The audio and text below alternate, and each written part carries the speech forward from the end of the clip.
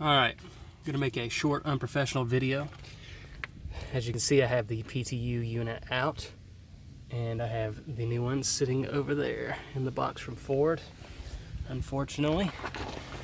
But this is a problem I was running into as far as, as far as the Ecoboost, guys.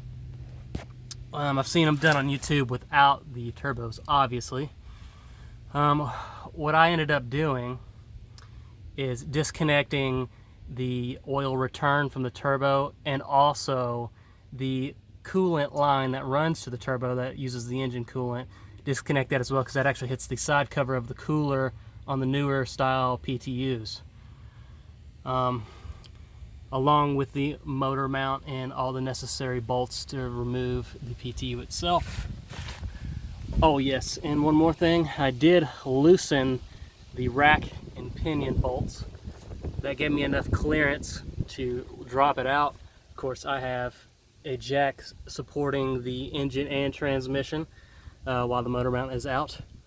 And that also gave me enough room to clear it out. So you can do it on the Ecoboost as well. Yeah, so there you go.